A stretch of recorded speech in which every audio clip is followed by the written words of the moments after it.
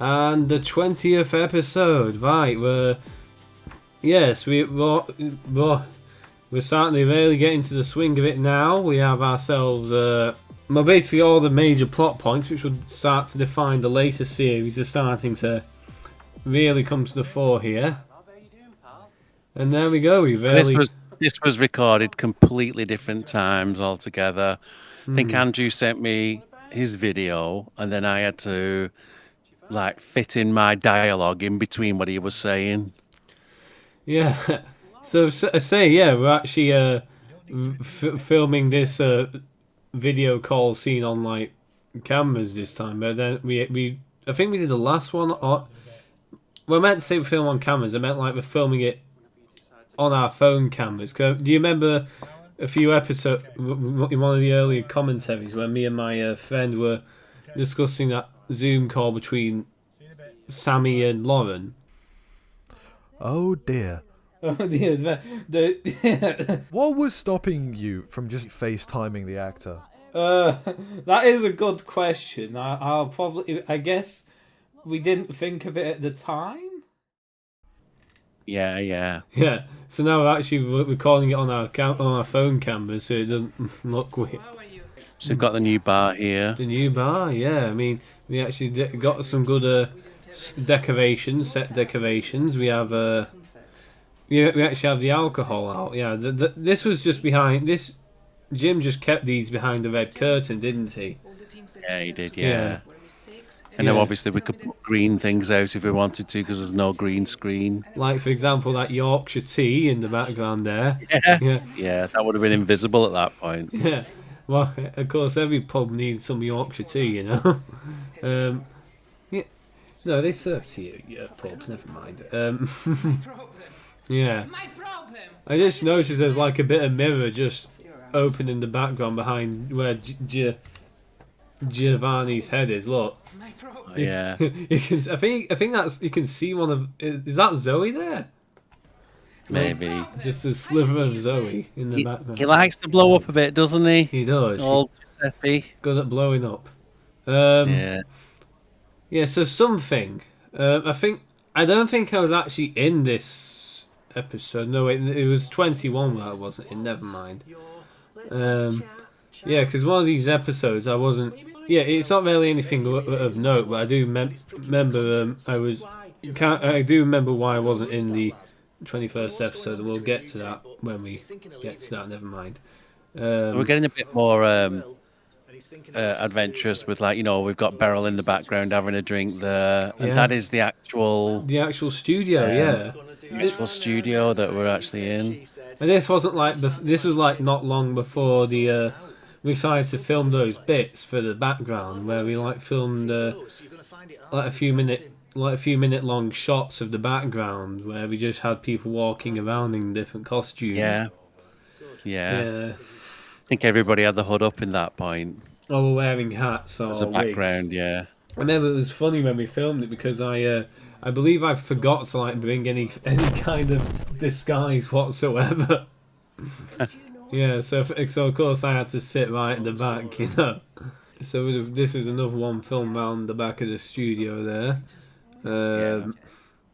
We did have a discussion on whether we should involve smoking or vaping on the actual thing, but because a lot of them don't do it, a lot of the soaps won't have it. But we thought this is what people do in real life. People do smoke and vape, so let's include it. Yeah, of course. A little bit more real. Part of the reality of the situation, yeah. And also didn't you like Andy smoke whilst he was waiting for the beers from Sean in that previous episode? Yeah, so yeah, it's a Skew Bridge. We smoke like a chimney. Yeah, so I think that is a green screen. That if you Behind just check what? around the table, I think it is a bit of a green screen.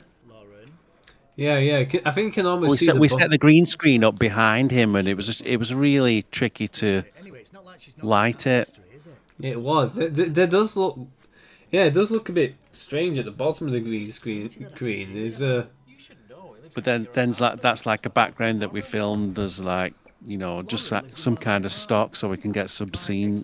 Yeah, to get some scenes in for the pub, and then Yeah, to I guess like bridge the gap between the old pub backgrounds and the well, like what we had with in the future of the with everyone walking around. Yeah, at least we didn't have those lads playing pool anymore. Yeah, No, exactly. The pool that game finally came to an 4-week game of end. pool. Yeah, there were no victors in that pool game. The sound's a lot better on a lot of these now, though, because There I is. think we're getting more into buying unidirectional mics and Yeah, dead positioning cats them and all that. correctly. And Yeah, so yeah, like technology's really coming along here. Yeah, it's very impeccably made stuff. And yeah, Bob's finally getting fed up with Andy's Lauren fascination. Yeah, it was quite an abrupt ending to Lauren's character arc there, wasn't it? Because yeah, I think she only ever appeared in like one scene in like episode 26 yeah, she came back for a little bit after having a baby. after having a baby, and then she vamoosed off into the ether, never to return. Is this your resident psychic? And what are your... Well, it's your future arch enemy, actually, Lucius. So you better be careful. Remember this. This is What's the story with Lucius and Noah? what's the story? Well, from what I'm aware, like the Lucius and Noah. So I believe, of course, Lucius is Noah's uncle, like at least some kind of blood relation. Let me just point this out. Sorry. So that was complete green screen. That's that hallway is a hallway where actually Lauren, Katie, who played Lauren, she lived there in Manchester. So the knock on the door was put up in post production, and he just walked up to a green screen and like pretended to knock and stuff. Yeah, we're I getting think it into worked quite special well. No, I think it effects. worked all right. Yeah, like I mean, if you didn't point it out, I don't think anyone would have been wise to that. No. So as I was, saying about these two, Sorry. yeah, so they're some kind of blood relation, and I think if I I think he's remember his my nephew, isn't he? nephew, that's it. So if I remember my backstories correctly, like I believe it seems Noah came from quite a rich family. I think it was like of like some renown, like, and that's why. Because I think in a later episode, he and Lucius getting quite disgusted at him for like picking a cafe business to run. So I think also I believe Noah owes like Lucius in some way. That's how like Lucius has been keeping Noah under his finger. So and that's what spurs Gary on, as well as like Lucius's like I wouldn't say enslavement, but like blackmail of Clinty as well. That's what like inspires Gary to go on his quest to try and stop Lucius, which I mean, only happened in episode 45 before the show went on permanent hiatus. Yeah, This is all green screen, by the way. All of this. They're not in a yeah, corridor at all. very nice actually. Yeah, Quite good though. Not bad, is it? not at all, not at all. Yeah. Yeah. The way that we selected people was that people would come into the group and decide to join the show and stuff. And then we'd go through a session of like, what's your acting type? So who do you think you could play? So, Yeah. so like Graham, who's on stage, he could be like a workman or like a football yob or something like that. So we'd go through these ideas of types, and then the individual, you'd come up with like your idea of what you could be. And a lot of people would be like, "Oh, I'll be a villain." But then as the show went on and we got more characters and we got established characters and storylines, we were like, "Well, it's not going to fit that really." So, you could perhaps do with coming up. So Jim was quite instrumental in, deciding what people's characters could be. We were also involved, obviously, but Jim kind of had the final say on who could be what and what would fit into the show well, and what your acting type was. It's I do have a story to say about that. Ian, who plays Lucius. He's never going to play like a young, small, Hipster. yeah, hipster girl. No, So no, that, so we were that, all that was like, Sammy. yeah, so we're all like kind of playing to type here, really, and that was like one of the ideas that we came up with. But then as the show went on, we tried to like give our um, characters more dimensions. So you might, might be.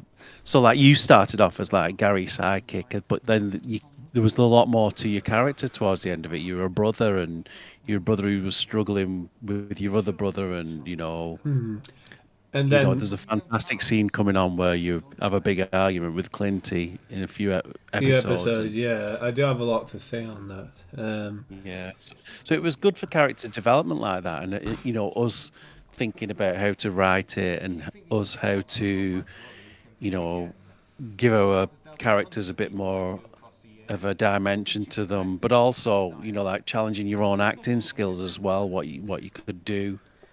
Yeah, because yeah, that was I think the best asset of Skew Bridge. 'Cause I think everyone who was on this show, I think on the whole, definitely turned out to end up being better actors at the end of it than they were at the start, which I think was yeah, like very You didn't want to just keep playing the same person all the way through and just having the same no. conversations with people. So it because we were writing it weekly, the stories, it meant you wanted to do something a little bit different and a bit more to your character.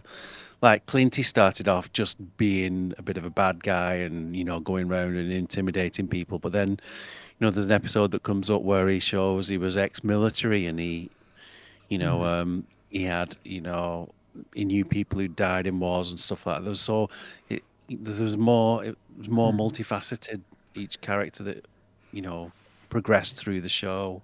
Yeah, yeah. And there's also that scene with Clinty, when like not long after he finds out officially that Maisie is biologically his daughter. Like, yeah, Maisie will come up in the next few episodes. Anyone who's watching this for the first time, yeah, when he finds out Maisie's officially his daughter, there's that thing where he sits with her to watch the football game. And that's Yeah. like that scene kind of shows us somewhat of a softer side to Clinty too, because he's at least willing to try to make some kind of connection with his daughter there.